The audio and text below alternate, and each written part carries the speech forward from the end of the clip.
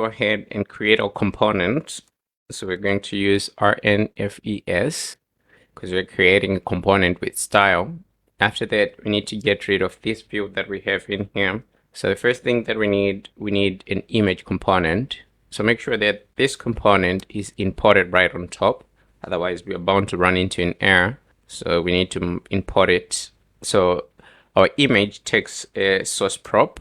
So our source is going to come from our props right here on top. Okay, so we need to add braces and we need to add data. So data is going to be our source. Okay, so we're going to say data here. So our image has to have style, right? And our style is going to come from these styles that we have down at the bottom. So we're going to access these styles and we're going to create a style with the name image. Okay, and we're going to create this style as a function, so it will take in arguments. So the arguments that this prop is going to take are going to be width. We're also going to have height. We're going to have mod, and we're going to have radius. It's supposed to be radius with an A. Okay, so these are the props, and we're supposed to pass these props from the parent component that we're using, this asset image. So we have to receive them from here. Okay, so it's going to be like this. And down at the bottom, we need to create this image style. Okay, so it's supposed to be image. And here we're going to take in arguments, and then we're going to create our style. Okay, so first we're going to require width. So I'm just going to put 0 for now. And the next one is going to be height. And height, I'm going to put 0 for now. And we're going to, let's see, why do we have an error? Okay, we do have an error because this has to be wrapped around a bracket. Okay, so we need to put a bracket before. And we're going to have a border radius. So our radius is going to be mapped to radius. And we also have a resize mode.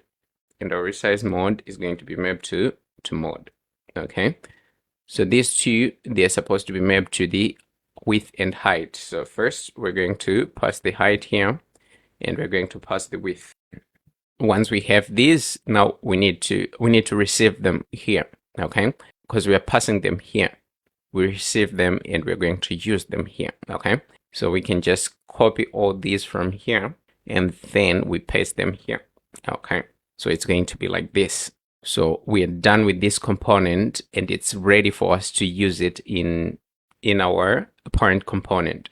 And our parent component in this instance is this component, home header. Okay, so in our home header, we need to import the asset image. So let's go ahead and do that. Asset image, and let's go ahead and close it. So it's not imported.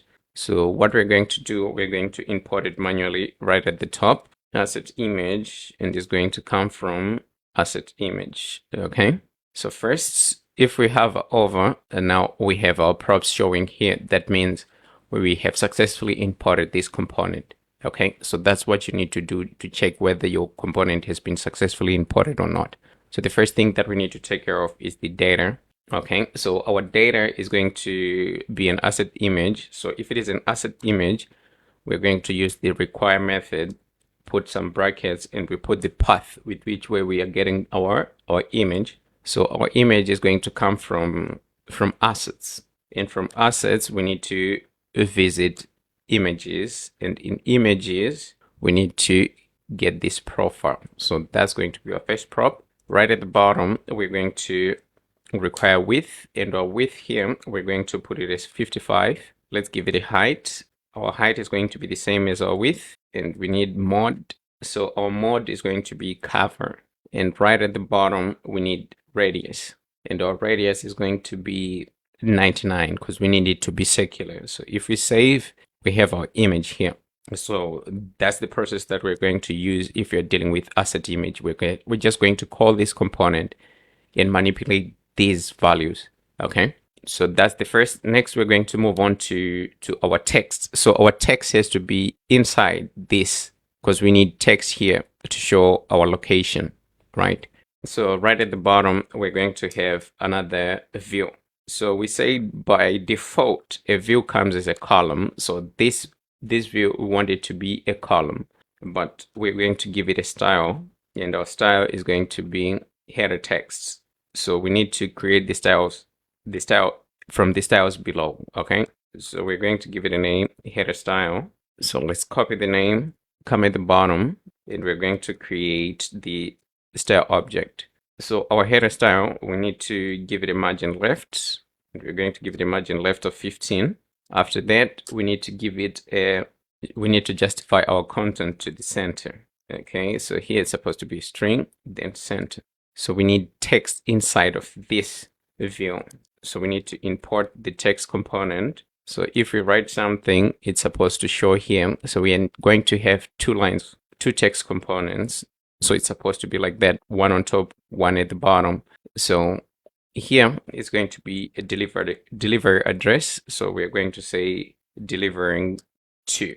And right at the bottom, that's where we're going to put the address. Okay.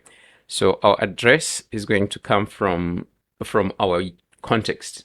Okay, our address context. So we need to import our context here. So consts, and here we're going to require address and set address. So remember, we don't have the current address as yet, but it's something that we're going to take care of after designing this. We have the default, so we're going to use the default to design, but when displaying, we need to display the right address. So we're going to use the use context hook to access our context, and we need to specify where the location is coming from.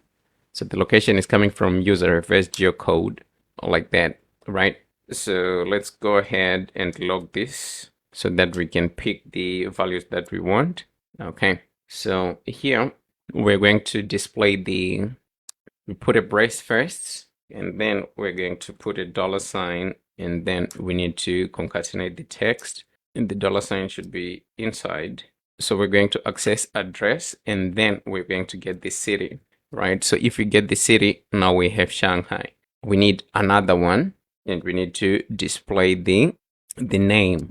Okay, so that's the road, Shanghai 33 East Nanjing Road. Okay, so it's going to be like that. So let's add a little bit of style, and then we can go ahead and take care of this address to get the real address, not the default one. So for now, let's get rid of the log that we're logging. So let's deal with our style. So down at the bottom, we need to create one style with the name heading. So in our heading, we're going to have font family. So our font family is going to be medium.